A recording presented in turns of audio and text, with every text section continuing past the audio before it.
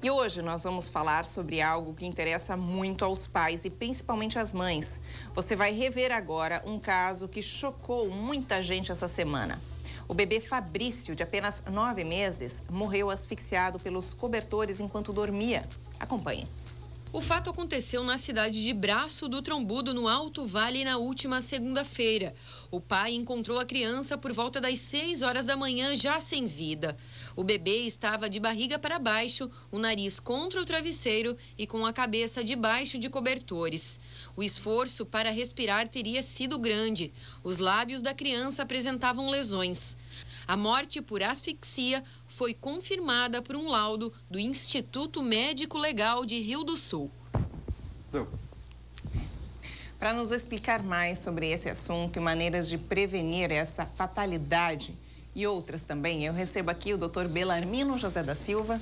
Doutor, bem-vindo. Obrigada pela presença, participação. Eu que agradeço. Doutor, esse caso realmente chocou todo mundo. Os pais, principalmente, lógico, devem estar arrasados, porque acaba ficando aquele negócio meu... sentimento de culpa. Né? Exato, exatamente. E, na verdade, a gente pode ver que, às vezes, os pais, na tentativa de proteger os recém-nascidos, eu vejo muito isso em relação à roupa de verão. A temperatura que o recém-nascido sente é a mesma que nossa. Mas as mães acham que não, que o bebê está com frio. Então, é muito frequente no verão ver recém-nascido com brotoeja, com monilíase. Por quê? Porque elas hiperagasalham. E nesse caso, penso eu, talvez o bebê devia não estar de dorso, ele devia estar com o abdômen para o colchão e provavelmente foi colocado algumas cobertas a mais, aonde levou à asfixia. E a asfixia ela é muito comum durante o trabalho de parto. Então, aí é onde a gente chega, que é a asfixia perinatal. Antes da gente ainda chegar nesse ponto, doutor, ainda falando, lógico, não desse caso, mas continuando sobre asfixia com os cuidados que os pais têm que ter. O que você citou aqui, doutor, foi muito pertinente. Até recentemente a gente fez uma entrevista com o doutor Mário Celso, o pediatra, e ele falou exatamente sobre isso, sobre que os pais acabam agasalhando demais os pequenos e que não deve ser assim. Alguns cuidados que se meus colegas pediatras estivessem aqui, eles iriam salientar, seria o seguinte: sempre deixar o bebê numa posição com a cabeça mais elevada para não ter o risco de haver poder aspirar. Então, acabou de mamar, coloca o bebê para rotar, dá um tapinha nas costas. Pequenos cuidados fazem a diferença numa situação dessa. O bebê necessariamente tem que arrotar depois Não necessariamente, mas assim, tem que se garantir que desceu. Porque às vezes o bebê regurgita, ele põe para fora aquele queijinho. Aí é natural. Só o problema é que quando se regurgita muito e volta ao invés de ir para o esôfago, vai para a traqueia. Aí obstrui os pulmões. E como saber se realmente já O bebê vai ter dificuldade para respirar, ele vai ficar cianótico, ele vai ficar... não vai haver circulação. Ao invés a parte rosada do bebê vai ficar completamente mudando de cor, roxinha, exatamente. Então, são cuidados assim que tem que se ter mínimos. Sabe o que acontece também, doutora? Algumas mães, quando o bebê começa com a mamadeira, elas deixam o bebê tomando a sua mamadeira e saem tranquilas, até, lógico, totalmente sem achar que pode vir a acontecer alguma coisa. Pode vir a acontecer sim, a gente tem casos aqui, que a gente não vou nem citar os casos, mas de pessoas conhecidas, nossa, inclusive aqui da redação, que depois deu até problemas seríssimos, gravíssimos com a pessoa. É interessante porque a criança, ela sempre gosta de brincar, às vezes, com aquilo que não é bom para ela. Então, às vezes engolem moedas, vai para a traqueia. Então, assim, tudo aquilo que for muito pequeno, que a criança poder pegar e ingerir, deve ser evitado. Então, sempre brinquedos maiores, principalmente nessa fase entre 1 e 3 anos. Não há muito discernimento. E a criança, por curiosidade, às vezes absorve determinado objeto e esse objeto vem a ocasionar uma asfixia também. Tá. Vamos então para o nosso assunto, que é a asfixia perinatal. O que vem a ser a asfixia perinatal, doutor? Bom, asfixia o termo, é a falta de oxigênio. Ela pode ocorrer antes, durante o trabalho de parto, no trabalho de parto e após o trabalho de parto. No pré-natal, a principal causa que pode ocasionar são rubéola e toxoplasmose. No caso da asfixia cerebral, ela leva um quadro chamado paralisia cerebral. A paralisia cerebral, ela é uma perda da motricidade, pode haver uma perda da fala, ou seja, a parte do cérebro que foi acometida vai acabar sendo prejudicada. Então, a criança, ela não tem um retardo mental. A criança com paralisia cerebral, ela reconhece os pais, a não ser que perca a visão, mas aí ela tem audição, que é tipo rubéola e toxoplasmose, pode perder a audição e a visão. Então, as pessoas confundem muito. A pessoa com paralisia cerebral, ela sabe quem está rodeando ela, porque ela só tem, às vezes, a motoricidade, às vezes ela pegou só os movimentos, ela tem a convulsão, ela tem, mas no mais, o instinto dela, ela consegue discernir quem é quem. Tá. E como acontece a asfixia, doutor? Isso acontece por motivos específicos, por ser prematuro? Enfim. Todas essas causas são pertinentes, todas essas podem levar.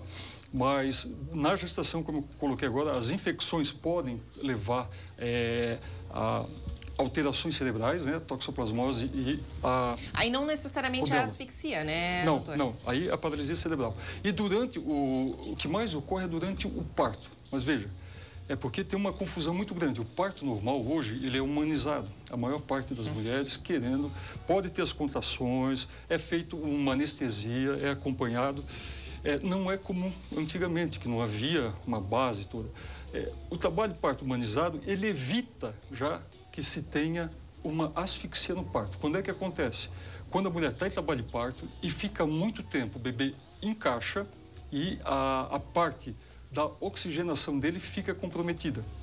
Outra situação, descolamento placenta, sangramento súbito, a mulher está no 9º mês, está em casa, houve um sangramento súbito, esse sangramento ele vai ocasionar uma asfixia no bebê. Então ela tem que ir rápido e é feito para o hospital e se faz uma cesárea. Nós chamamos de descolamento prematuro de placenta. Na primeira situação que o senhor falou, doutor, sobre o parto, seria muito manuseio do próprio obstetra, ginecologista? Não necessariamente. Por exemplo, se uma mulher tem trabalho de parto em casa, é o 3º, 4º filho. Geralmente, depois do 1º filho, há uma facilidade maior para se ter os demais. O bebê ficando muito tempo no canal do parto, pode ocorrer asfixia, porque a cabeça pode comprimir o cordão umbilical e ter batimento cardíaco mais lento. E essa criança, às vezes, pode até nascer já em óbito, que a gente chama de natimorto. Então, é interessante, na dúvida, suspeita que está em trabalho de parto, vá ao hospital. Existem enfermeiras obstétricas, os próprios colegas, auscultar o bebê. A gente tem como avaliar isso, sim, né? Sim. Não fazer por caso. Assim, a gente, como eu sempre falo aqui, esse nosso quadro é ao vivo, nosso programa sempre é ao vivo. Então, se você aí de casa tiver alguma dúvida a respeito desse assunto, pode ligar para cá, tá? O telefone aqui da RIC TV Record é o 3381-3200. 3381-3200. Doutor, o parto normal, com parto normal, é mais fácil acontecer asfixia do que uma cesárea? Veja, o parto normal, ele é normal, vai dar tudo certo. Quando o parto é forçado ou ele é negligenciado pela própria mulher, aí vai poder comprometer. Que é onde a gente citou que ela está em trabalho de parto, mas o fica bebê está encaixado e ele não está mais dentro do útero e ele sofre a ausência de oxigênio.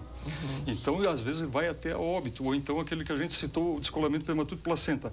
Mas existe também situações, a gente chama de trauma obstétrico. A criança, ao nascer, devido a manobras, às vezes já chegou em trabalho de parto, não dá mais fazer uma cesariana. Então, você tem que manusear corretamente para retirar essa criança. E, às vezes, a proporção da pelve não é de acordo com o tamanho do bebê. Mas já está encaixado, está evoluindo e, nesses casos, geralmente, antigamente se usava o fórceps, hoje não se usa mais. Mas, de qualquer forma, a criança que nasce assim, nessa desproporção feto-pélvica, a gente chama. Quando o bebê é maior, tem um diâmetro, a circunferência da cabeça maior do que a abertura da bacia, poderá ocorrer um sofrimento fetal. Aí pode vir a asfixia também. Pode dar asfixia. Geralmente dá. E durante o parto, e é interessante porque a criança ao nascer, ela é como todas as demais. Pois é. É só com o tempo que a mãe ou o pai, a família vai começar a perceber se a criança ouve, se ela vê. E começa a ter percepção em torno de 1 ano, a criança eventualmente não vai caminhar, pode ter convulsões, ela vai poder ter espasmo. Geralmente as extremidades, pé e mãos, ficam retraídos. Tudo pela falta de oxigênio que acaba que lesa a parte compromete a parte da cognição, essa parte motora, onde o fisioterapeuta é muito importante, o estímulo dos pais, e saber que o paciente que passou por um processo de asfixia, porque é uma situação, na verdade, de asfixia, feito febre, não é uma doença. A paralisia cerebral que a asfixia gera que é um problema. E esses filhos, eles têm noção, a não ser que comprometa muito, mas geralmente compromete mais as regiões laterais do cérebro. Então, a parte central, que é do pensamento, do reconhecimento, geralmente não é cometida. Nossa. Doutor, mas se acaso foi visto que aconteceu uma asfixia e logo colocar, por exemplo, numa incubadora com oxigênio, melhora? Melhora. Assim, principalmente prematuro ocorre isso. Prematuro já é o nome de estudo. E nunca é prematuro de outras vísceras. É sempre o pulmão o último a ficar maduro. Então, o que ocorre? Uma criança com 7 meses, 8 meses, vindo a nascer nesse período, ela vai precisar de um suporte de oxigênio. Então, a gente coloca numa escala de 0 a 100% oxigênio. A criança, isso gera uma dualidade, porque ao mesmo tempo que a gente está ajudando, pode estar prejudicando a criança. Em que aspecto? Se ela ficar muito tempo no respirador, o pulmão dela perde a elasticidade para poder sozinho manter. Ele fica esperando o oxigênio vir até ele. Né? Então, assim, o ideal é um dia 100%, outro dia 90% e reduzindo, né? E o prematuro, ele tem uma facilidade muito grande, porque ele é mais frágil também. E mesmo em cesariana, dependendo do grau da prematuridade do mês, poderá ocorrer também uma asfixia. Temos ligação. Alô, quem fala? O meu nome é Silone. Oi, Silone, você fala de onde? Aqui de Gaspar. Gaspar, Isso. coisa boa, seja bem-vinda. E sua dúvida é qual, Silone? Obrigada. Assim, a minha dúvida é assim, ó. O meu menino, ele nasceu... Faltou oxigênio na hora do parto, né? Só que eu fui descobrir depois de 1 ano. Que o médico pediu a ressonância para saber onde que afetou. Só que assim, a nota dele nessa nota no nascer foi 8,9. Só que assim, para mim seria bom essa nota, né? Ótimo. Obrigado, Simone. Boa tarde, Gaspar. Silone, ok. Desculpa. Muito bem colocado. O bebê, ao nascer, ele tem uma nota, que é o Apgar. A nota que a Silone se referiu é essa. E no primeiro minuto, dificilmente uma criança, ela vai ter que estar com um tônus bacana, ela vai ter que estar respirando, vai ter que estar corada. E geralmente, quando a criança nasce, até pelo próprio trabalho de parto estressante para a mãe e para o feto. Então, ela nasce com uma nota 7, 8. Eles dão essas notas comumente, né? Exatamente. E é uma escala, isso é internacional. E é de 1 a 5. O 5 é 10 e 1 é crítico. E no primeiro minuto, pode vir até nota 1 e no 5º minuto dá 9, 10. Entende? Então, o que a Silone não está entendendo, eu consigo entender a preocupação dela. Sim. As notas não são compatíveis com o quadro, mas é que o bebê aconteceu? nasceu bem e afetou provavelmente a motricidade, a fala. É onde a gente citou antes, que não dá para ver logo na hora. E exatamente a idade que ela falou é a idade que fecha. Foi que a gente falou. A partir de 1 ano, a mãe vai começar a ver que aquela criança não responde aos estímulos como as demais. Tá certo, gente. Mais uma vez eu falo, se você tiver qualquer dúvida, pode ligar para cá. O telefone é o 3381-3200. Agora...